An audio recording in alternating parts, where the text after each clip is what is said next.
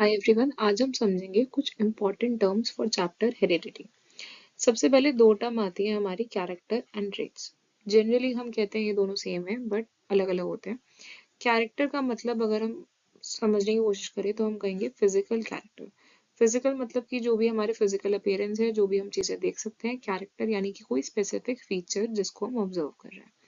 अब जैसे मेंडल ने जब पी प्लांट पे काम किया था तो उन्होंने कुछ स्पेसिफिक कैरेक्टर्स को ऑब्जर्व किया था, जैसे कि प्लांट की हाइट, सीड का colour,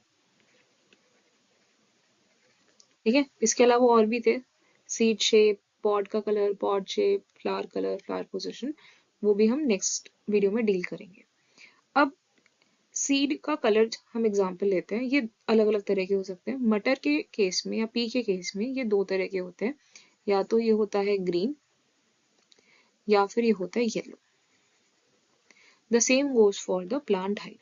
Plant height can be tall or dwarf. ठीक है। अब ये जो हमारा प्लांट की हाइट हो गई या फिर सीड का कलर हो गया, इसे हम कहते हैं कैरेक्टर।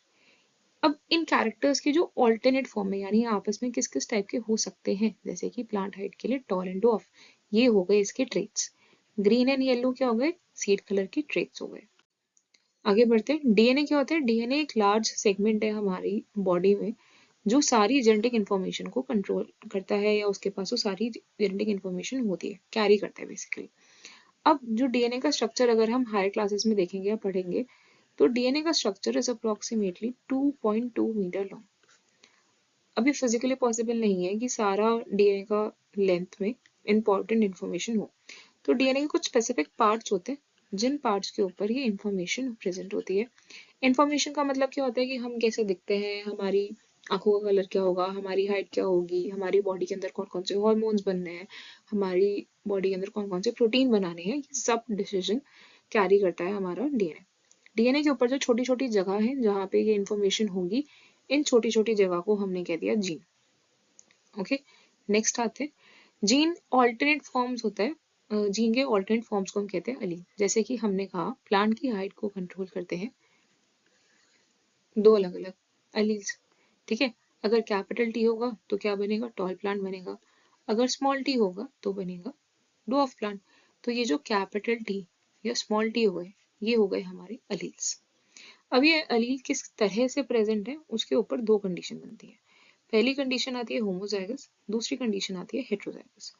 होमो का मतलब होता है सेम, हेट्रो का मतलब होता है डिफरेंट। अब अगर ये पेयर मैचिंग पेयर है, यानी कि अलील्स क्या कर रही हैं, मैच कर रही हैं, जैसे कि capital T capital T, capital R, small T small R, small T small R, तो ये सारे पेयर कैसे हैं, एक दूसरे से एग्जैक्टली सेम है, ठीक है, आइडेंटिकल पेयर है। इस पेयर को हम कहते हैं होमोजाइगस। जब ये पेयर आपस में डिफरेंट हो जाता है, यानी कि नॉन आइडेंटिकल हो जाता है, तब हम इस पेयर को कहते हैं heterozygous. Let's go further. Phenotype, देखो नाम में ही इसके फिजिकल है, मैच कर रहा है थोड़ा सा। तो किसी भी ऑर्गेनिज्म के जब हम फिजिकल कैरेक्टर को पढ़ते हैं, स्टडी करते हैं या कंसिडर करते हैं, ऑब्जर्व करते हैं, तब हम उसे कहते हैं फिनोटाइप। जीनोटाइप, जेनेटिक, जब हम किसी भी ऑर्गेनिज्म का ये स्टडी कर रहे हैं कि उसके डीएनए कैसा होगा, उसके अंदर जीन्स कैसे होंगे, उसके अंदर एलील्स कैसे होंगे, तब हम उसे कहते हैं जीनोटाइप। प्योर या ट्रू समझते हैं। जब भी मेंडल ने काम किया, चाहे मोनोहाइब्रिड में किया डाई हाइब्रिड में किया, उन्होंने सारे पेरेंट्स को कंसिडर किया था या लिया था इन प्योर ट्रेट, यानी कि सारे होमोजाइगस पेयर थे। आपने नोटिस किया होगा जब भी हम टॉल के लिए स्टार्टिंग में डॉल या डॉफ में मोनोहाइब्रिड क्रॉस में करते हैं, तो हम हमेशा पेरेंट्स सेम आइडेंटिकल लेते हैं, यानी होमोजाइगस कंडीशन में लेते हैं। तो इसी होमोजाइगस कंडीशन को हम कहते हैं प्योर या फिर ट्रू ट्रेट। आगे बढ़ते हैं। मोनोहाइब्रिड क्या है? जब मेंडल ने अपने काम में एक ही कैरेक्टर को कंसिडर किया, जैसे कि प्लांट की हाइट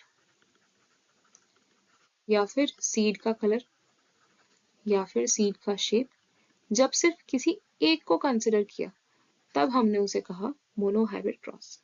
डाई का मतलब होता है दो। तो जब मेंडल ने किसी दो कैरेक्टर को एक साथ कंसिडर किया था अपना क्रॉस करते हुए, तब हमने उस क्रॉस को कहा डाई हाइब्रिड क्रॉस। जैसे कि seed shape and seed colour. तो ये हो गया हमारा डायहाइब्रिड क्रॉस।